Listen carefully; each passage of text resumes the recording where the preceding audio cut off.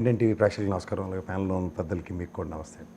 సరే, ఇది వ్యక్తిగత దోషంలో అన్నవి ఎవరికైనా సరే నాట్ యాక్సెప్టబుల్. అది ఆక్షేపణీయమే. ఎవరి గురించి మాట్లాడినా ఎవరి స్థాయిలో ఉంటాయి, ఎవరి స్థాయిలు తగ్గించుకుని పెంచుకుని మాడవలసిన అవసరం లేదు. వ్యక్తిగత దోషాలకి నేనైతే ఖచ్చితంగా యాక్సెప్ట్ చేయను. పోసాని కృష్ణ గారు మురళి గారి మీద పెట్టిన కేసులకు సంబంధించిన విషయంలో మాడాలంటే ఆయన మీద పెట్టిన 30 పైచీల కేసులు ఇలా బయటికి రాగానే పీటీ వారెంట్లతో ఆయన అరెస్ట్ చేసి ఇవాళ అతి కష్టం మీద ఆల్మోస్ట్ నెలల దగ్గర 26వ తారీఖు నాడు అరెస్ట్ చేశారు. ఇవాళ బెయిల్ వచ్చింది. ఎవరైనా సరే అరెస్ట్లు అయిన తర్వాత ఇమీడియట్గా పశ్చాత్తాపాలు వస్తాయా రావా అన్నదానికన్నా అసలు దేని మీద అరెస్ట్ చేశారో దాని మీద నేను ఇదే వేదిక మీద నేను 4 సార్లు డిబేట్ చేసిన. ఇప్పటికి కూడా ఆయన బెయిల్ ఇవ్వాలి కాబట్టి ఆయన వచ్చే నెలలో వస్తుంది. ఇప్పుడు నందిగం సురేష్కి 150 రోజుల తర్వాత వచ్చింది బెయిల్. మీరు వంశీ గారి దీని గురించి చెప్తున్నారు. రోజు రంగు వేసుకున్నాడు, 50 సంవత్సరాల పైన రంగు వేసుకుంటేనే ఎలా ఉంటాడు, రంగు లేకపోతే ఎలా ఉంటుందో తెలుస్తుంది కదా. పైపచ్చి కంటిన్యూస్గా బండిలో ఈ ఉచిత బస్సు బదులు మొత్తం పోసాని కస్టమర్లకి ఊరంతా ప్రపంచం యాత్ర చేసి తీసుకొస్తే మరి కాలు చేతులు పడిపోక ఏటుంటాయి, ఇలా ఎగురుకుంటున్న లైర్ పిల్లలు గెంతుకుంటూ తిరగలడా. జైలు నుంచి ఆయన కంటిన్యూస్గా ఎక్కడి నుంచి ఎక్కడికి స్పాన్ ఆఫ్ 26 డేస్లో 2000 కిలోమీటర్లు తిరిగారు. 2000 కిలోమీటర్లు అంటే తమాసా.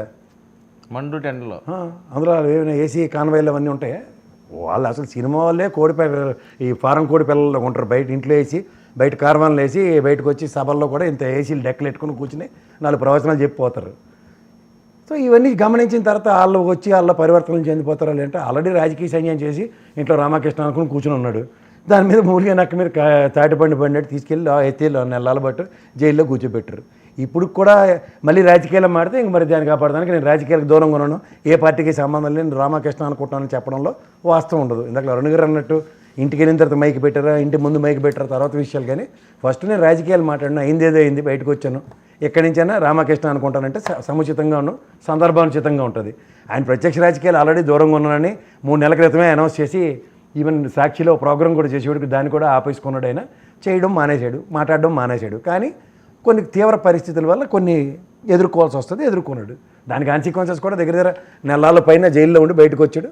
తదనంతర పరిణామాలు ఏముంటాయో రాబోయే రోజుల్లో చూద్దాం. అంతకన్నా వెళ్ళి అనుష గారు, పోసాని గారు విడుదలయ్యారు, ఇంక వంశీ గారు కూడా త్వరలో విడుదల అవ్వాలని కోరుకుంటున్నారట వాళ్ళ ఫ్యాన్స్ అందరూని. కోరుకోమండి. ముందుగా ప్యానెల్లో ఉన్న పెద్దలందరికీ నమస్కారం. అదేవిధంగా ప్రసాద్ గారు అన్నట్లు సబ్జెక్ట్కి కన్ఫైన్ అయి మాట్లాడదాము, డివియేట్ అవ్వాల్సిన అవసరం లేదు. పోసాని అరెస్ట్ అయ్యింది ఇది చాగంటి గారు లేకపోతే గరికపాటి గారు చెప్పే ప్రవచనాలు చెప్పి కాదండి అరెస్ట్ అయింది. పోసాని గారు అరెస్ట్ అయింది బూతులు తిట్టడం వల్ల అరెస్ట్ అయింది. ఎవరైనా